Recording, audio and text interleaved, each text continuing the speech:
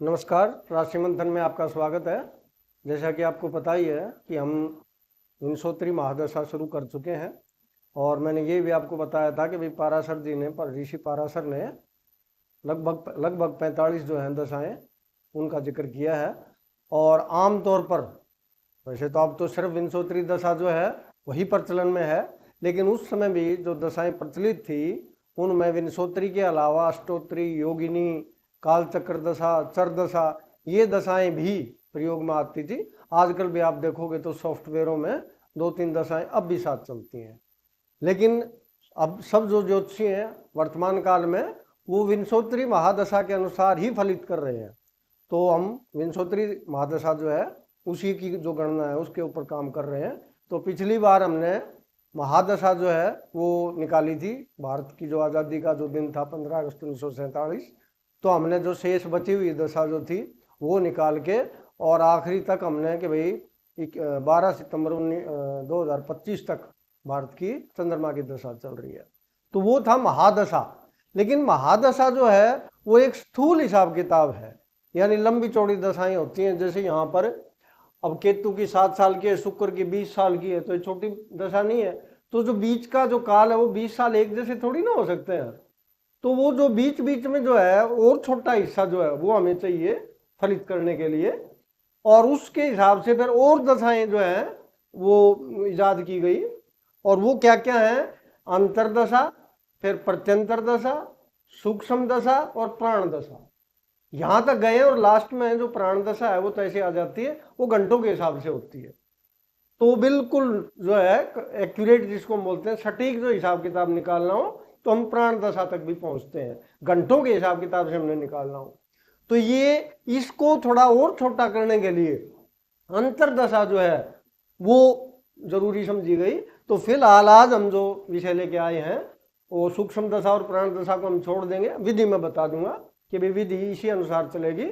तो हम आज यहाँ जो कर रहे हैं वो है अंतरदशा और प्रत्यंतर दशा। तो ये ऊपर लिखा हुआ भी है मैंने, विंशोत्तरी महादशा हम कर चुके हैं, अंतरदशा और प्रत्यंतर दशा। अब ये गणना कैसे होती है? तो इसकी एक विधि तो हमारी गणित की विधि और दूसरी है सूत्र विधि। लेकिन वो सूत्र जो विधि है वो गणित विधि से ही बने होते हैं, ऐसे नहीं कि और कहीं से आ गया वो, ऐसे ही सूत्र नहीं बनते। वो जो हमारी गणित विधि होती है उसी को जो है ना उसका निचोड़ वो जो है वो निकाल लेते हैं और फिर वो आसान हो जाती है प्रक्रिया हमारी। तो यहाँ पर ये एक चार्ट सा मैंने बना रखा है, यहाँ ये हमारी अंतरदशाओं का चार्ट है कि जैसे केतु में केतु निकालना हो तो ये आएगा, और ये केतु में शुक्र निकालना हो तो ये आएगा, केतु में सूर्य निकालना हो तो ये आएगा। तो ये दशाएं हैं। अच्छा, एक इनका मैं बता चुका हूं, वैसे फिर दोबारा दोहरा रहा हूं मैं कि भी जैसे केतु की अंतरदशाएं निकालनी है हमने, तो हमारा क्रम नहीं बदलेगा। केतु में सबसे पहले केतु की अंतरदशा आएगी और उसके बाद शुक्र की आएगी, फिर सूर्य की आएगी, चंद्रमा, मंगल, राहु, गुरु, शनि, बुध। क्रम नहीं बदलेगा कभी भी। इसी तरह मान लिया हमने चंद्रमा की अंतरदशाएं निकालनी है तो चंद्रमा में पहले चंद्र ही आएगा, उसके बाद मंगल, राहु, गुरु, शनि, बुध, केतु, शुक्र, सूर्य। ये क्रम नहीं बदलेगा कभी। तो हमने यहाँ ये जो बना रखा है, ये जो सारणी है, इसमें भी आप देख रहे हैं कि भाई ये जैसे केतु में केतु का है, ये शुक्र में केतु का है, ये सूर्य में केतु का है। इसको हम उल्टा भी कह सकते हैं, ये केतु में केतु है, शुक्र में केतु है, तो केतु में शुक्र भी यही होगा। यानी इसको इधर से देख लो चाहे उधर से देख लो, ये आंकड़े हमारे वही मिलेंगे। अब ये आई कैसे? ये तो मैंने सीधे लिख दी। जैसे केतु में केतु निकालनी हो तो 0 वर्ष 4 मास और 27 दिन। इसी तरह केतु में शुक्र निकालना हो तो 1 वर्ष 2 मास 0 दिन। तो ये आंकड़े आए कहां से हमारे पास? तो इसका जो तरीका है वो मैंने ये यहां पर लिखा है। तो यहाँ वो सारी चीजें मैं यहाँ नहीं लिखूंगा, एक सिर्फ विधि बता रहा हूं मैं आपको कि जैसे उदाहरण के लिए हमने केतु में गुरु निकालना है, कोई भी निकाल सकते हो, इसमें कोई भी जो है चीज ले सकते हो, विधि ये रहेगी हमारी। जैसे हमने एक उदाहरण ले लिया, केतु में गुरु निकालो भाई, तो इसमें कैसे निकलेगा कि भी केतु में गुरु निकालना है तो 120 में से, वो जो पिछली बार मैंने बताया था अनुपात वही रहेगा, ये का ये अनुपात हमारा रहना है और कुल 120 साल की महादशा होती है। तो 120 में से भाग, यानी केतु में गुरु निकालना है तो गुरु वाला भाग, तो गुरु की दशा कितने की है यहाँ पर? 16 की, यानी 120 में गुरु का हिस्सा 16 वर्ष होता है। तो 120 में से भाग 16, ये वर्ष हम लिख नहीं रहे हैं, 1 में से 16/120, और हमने केतु में निकालना है, यानी अब 120 में नहीं निकालना हमने, अब हमने केतु की जो दशा होती है तो वो है 7 साल की, यानी 7 साल में से इसका कितना हिस्सा बनेगा गुरु का, वो हमने निकालना है। तो ये आ गया 16 गुणा 7 बटे 120। तो ये हमने गुणा किया 16 से 112, तो 120 से हमने भाग दिया तो भाग गया ही नहीं, तो शून्य तो वर्ष हो गए। अब हमने इसके महीने बना लिए, तो महीने कैसे बढ़ेंगे, 12 से गुणा कर दिया, तो 12 से गुणा किया तो 1344 आ गया। अब इसको हमने 120 से भाग दिया, तो 120 से भाग दिया तो 120 आ गया, 1 से गया, फिर ये 14 बच गए, 4 उतारे, 120 से फिर गया तो ये 24 बच गए, तो 11 मास आ गए। और उसके बाद फिर हमने इसके दिन बनाने हैं, तो 24 को हमने 30 से गुणा किया, महीने बनाने के लिए 12 से गुणा और दिन बनाने के लिए 30 से गुणा, तो ये 720 आ गया, 120 से दिया तो पूरे 6 दिन आ गए। यानी हमारे पास केतु में गुरु की जो अंतर्दशा है वो आ गई 0 वर्ष 11 मास और 6 दिन। तो यहां देखो भाई, केतु में और गुरु, तो ये 0 वर्ष 11 मास और 6 दिन, ये ऐसे बने हुए हैं भाई, ऐसे नहीं आए कहीं से, ये ऐसे निकालोगे तो ये सारणी जो तैयार हो जाएगी। अब हम इसकी सूत्र विधि बता रहे हैं कि मुंह जबान में अगर आप करना चाहो, ये इतना लंबा चौड़ा गणित आप ना करना चाहो, तो वो सूत्र क्या है कि केतु में गुरु निकालना है, तो केतु की कितने साल की महादशा होती है, 7 की, गुरु की कितने की होती है, 16 की, दोनों को गुणा कर दो, तो ये 7 गुणा 16 तो 112 आ गया। अब जो इकाई का अंक है उसको 3 से गुणा कर दो और वो दिन मान लो, और इधर जो हिस्सा बच गया वो महीने आ गए, बस। तो ये आप देखोगे यहां पर कि ये 2 को 3 से गुणा किया तो 6 दिन आ गए, ये 11 मास, ये वो की वो दशा आ गई हमारी यहां पर। तो ये सूत्र विधि होगी, लेकिन वही बात है, सूत्र आया कहां से, ये सूत्र यहीं से आया है और कहीं से चल के नहीं आया, ये कि ये हमने यहां पर अगर हम यूं करते, इसको यहीं पर हम मास बना लेते, तो मास बनाते तो यहां क्या होता, गुणा 12 करना पड़ता, तो 12 से 12 कट जाता, यहां 10 बच जाता, तो 16 सत्ते 112 बटे 10। अगर हम उसको दशमलव में लिखना चाहें तो कैसे लिखेंगे 112 बटे 10 को, तो 11.2, 11.2 है वो हमें यहां पर लिखना पड़ेगा। अब 11.2 का मतलब 11.2 मास।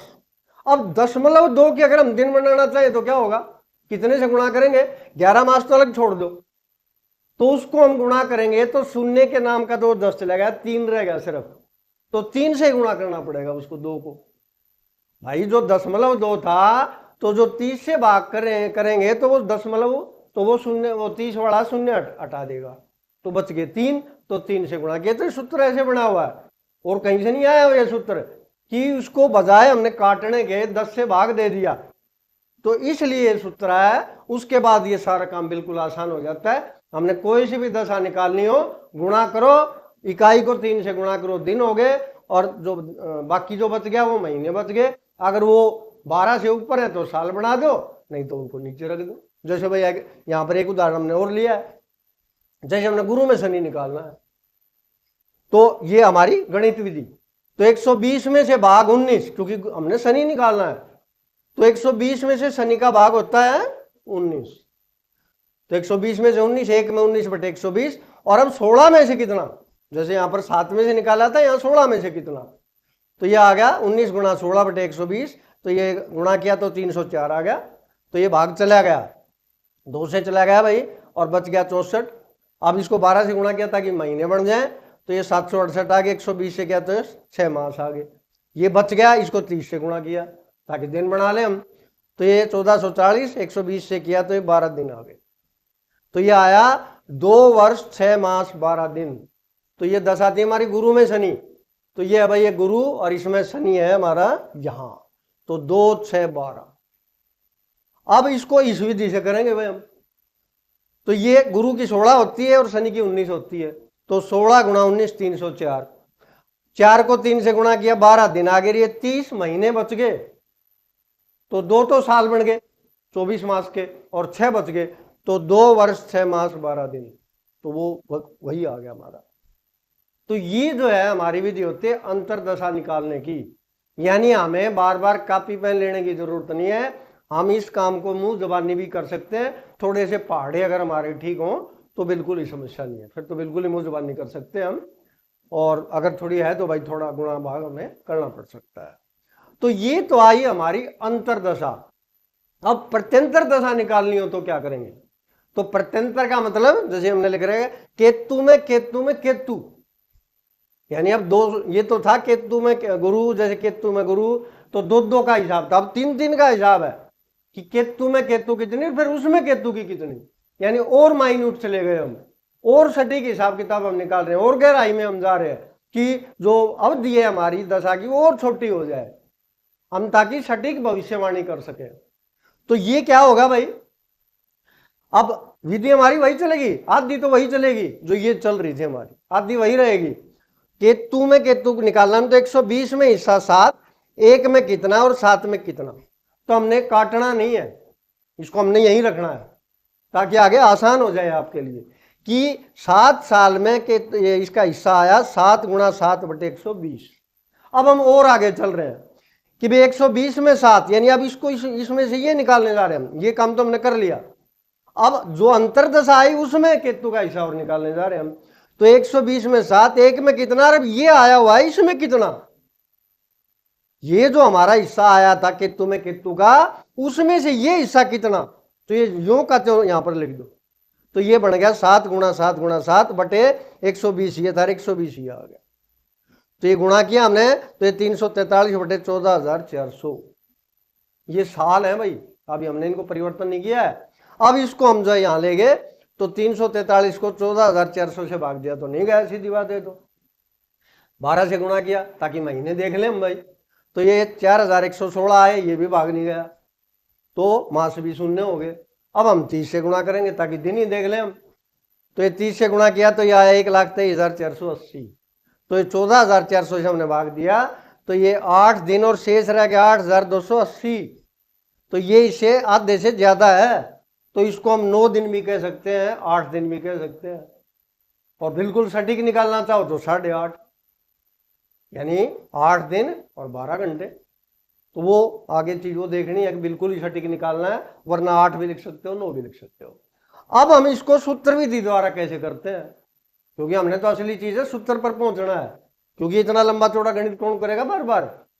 तो हमने इसी चीज को, इसीलिए हमने ये भाग नहीं किया था, इसको यूं का यूं छोड़ दिया था, तो यहां पर हमने इसको सूत्र के हिसाब से आगे बढ़ाया, तो ये 343 बटे 14,400 था।